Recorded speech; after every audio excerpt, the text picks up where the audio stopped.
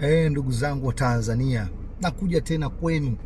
Sitochoka kusema, nitasema kwa uzalendo, kulipenda taifa langu, kuwapenda Watanzania, kuwapenda wadogo zetu.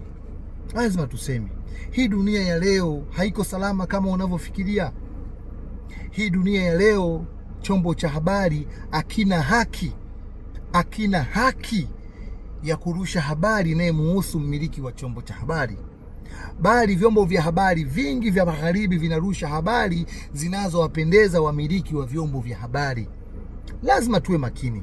Mimi nataka nikupe mfano. Wewe baba mwenye nyumba, una nyumba yako, una watoto wako 5. Unawapa maharage, dagaa, mchicha, ndio uwezo wako kwa muda huo. Lakini watoto wanaona kwa jirani kuna nyama, kuna kuku, wanaanza kuambia baba, tunataka nyama na kuku. Unawaambia wanangu, uwezo wangu mimi sina, ila mimi nimewasomesheni ninyi mfanye kazi pia, tusaidiane kuleta chakula.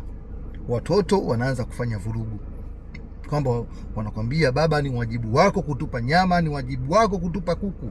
Unasema hapana, na nyinyi mna wajibu. Vurugu inakuwa kubwa, majirani wanaangalia.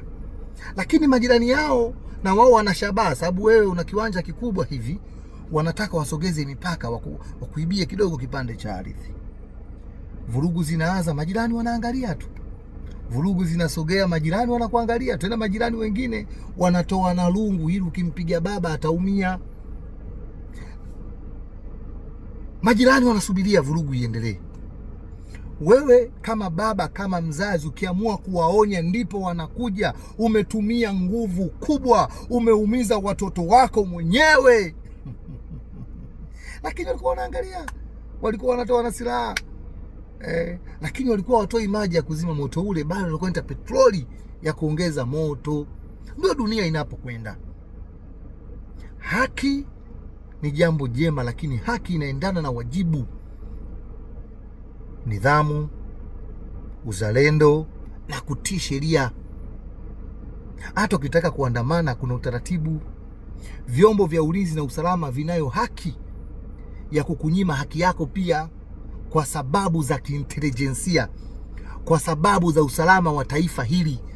Vyombo vya usalama viweze vikasema wewe ndio unataka kuandamana, lakini tarehe hiyo tuna taarifa zetu za kiintelijensia, hatutokuruhusu. Timiza wajibu wa kukubali sheria. Timiza wajibu. Weka uzalendo mbele, weka nidhamu mbele. Sasa mimi naongea sasa, ni haki yangu ya kisheria kutoa mawazo yangu, lakini sijui wewe unayeshuka chini, kijana wa Chadema, kunitukana mimi, sijui unaipata wapi haki hiyo ambayo unadai haki yako.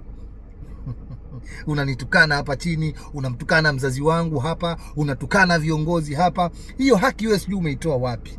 Tutimize wajibu, tuwe wazalendo, tulipende taifa letu. Unaona wenzetu huku yanatokea machafuko, mavurugu, hawaongelei ya kwao.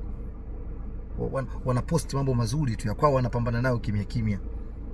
Tuweke uzalendo mbele, nidhamu, na tutimize wajibu. Tusililie haki bila kutimiza wajibu, bila kuwa na uzalendo, bila kuwa na nidhamu katika taifa letu. Hakuna baba atakuwa mpole mbele ya watoto wake wakileta upumbavu. Asanteni sana.